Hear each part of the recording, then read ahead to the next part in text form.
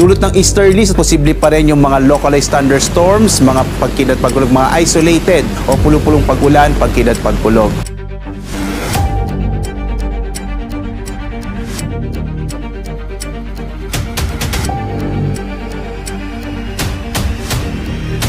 Manatiling may kaalaman at manatiling ligtas sa pamamagitan ng pagbisita sa aming YouTube channel para sa mga real-time na ulat panahon sa ating bansa. Laging tandaan, maging alerto at iba yung pag-iingat sa banta ng ulan, baha at pagguho ng lupa. Ngayon, oras na para marinig mula sa ekspertong meteorologist. Bibigyan tayo ng malalim na pagsusuri sa lagay ng panahon at ipapaliwanag ang anumang mahalagang kaganapan sa ating panahon ngayon o sa mga darating pang araw. At sa ating latest satellite images, makikita natin itong easterlies, mga localized thunderstorms na inaasahan natin. Generally fair weather sa malaking bahagi ng ating bansa. Bagamat posible pa rin yung mga localized thunderstorms, mga pagkidlat pagkulog, mga isolated o pulupulong pag-ulan, pagkidlat pagkulog.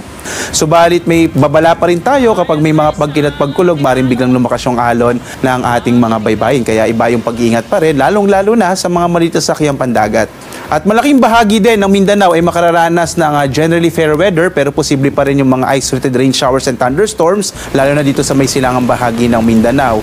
At sa nalalabing bahagi ng Kabisayan, inaasahan naman natin ang mga pulupulong pag-ulan, pagkidlat pagkulog. Dito nga sa Luzon, makikita natin na malaking bahagi ng Luzon ay makararanas sa mga isolated rain showers and thunderstorms.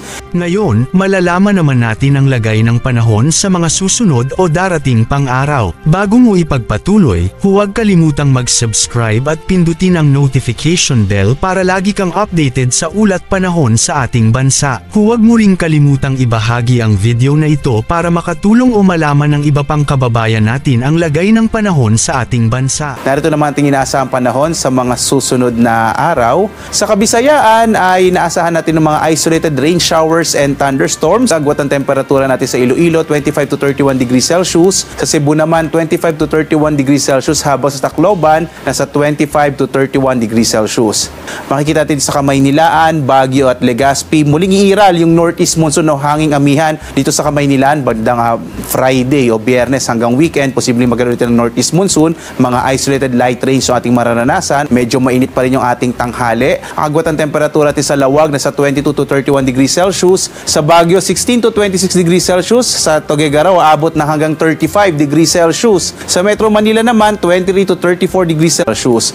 At sa Mindanao, inaasahan din natin generally fair weather pa rin hanggang araw ng Sabado, pero posible yung mga isolated o pulupulong pag-ulan, pagkidlat pagkulog na maring maranasan. Yung agwat ng temperatura sa Zamboanga, 25 to 33 degrees Celsius. Sa Cagayan de Oro, 24 to 31 degrees Celsius, habang sa Davao ay mula 25 to 32 degrees Celsius. Yan muna ang ating weather update ngayon. Sana ay nakita ninyo ang broadcast na ito na nagbibigay kaalaman at kapaki-pakinabang. Maraming salamat sa DOST Pag-asa sa pagbabahagi ng kanilang mahalagang insight o ulat panahon.